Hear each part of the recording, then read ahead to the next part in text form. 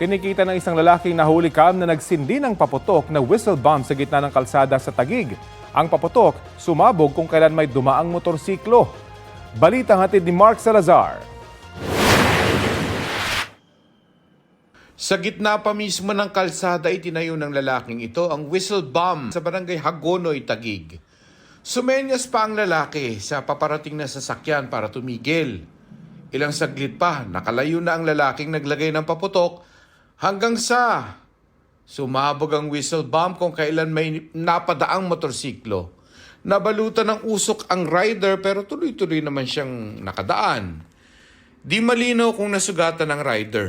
Ang nagsindi naman ng whistle bomb, natunto ng Taguig Police. Nagsorry man, titikitan pa rin siya dahil sa paglabag sa ordinansa na naglalaan ng designated firecracker area. 5,000 piso ang multa na pwedeng may kasamang kulong na aabot ng 6 na buwan.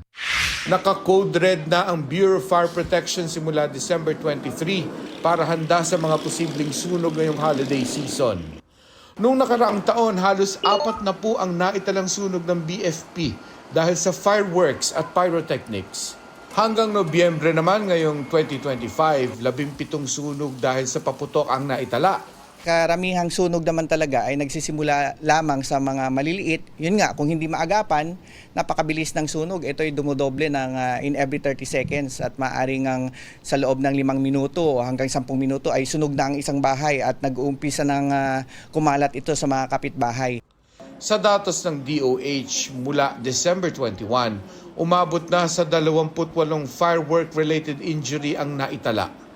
Karamihan ay edad 19 pababa.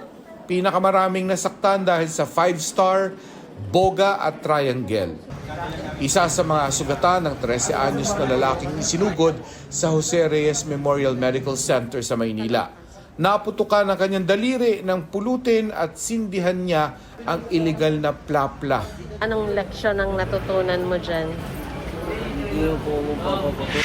Naka-code white na lahat ng government hospital sa bansa. Nakahanda na yung mga tools, reminder na itong malaking ragaring ito, itong malaking martilyong ito, kapag matigas ang ulo, yan ang sumasalubong sa nasasabugan.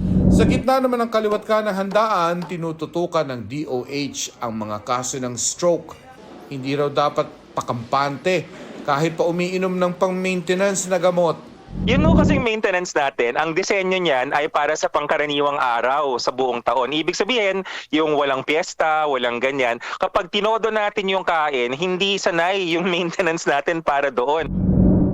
Mark Salazar, nagbabalita para sa GMA Integrated News.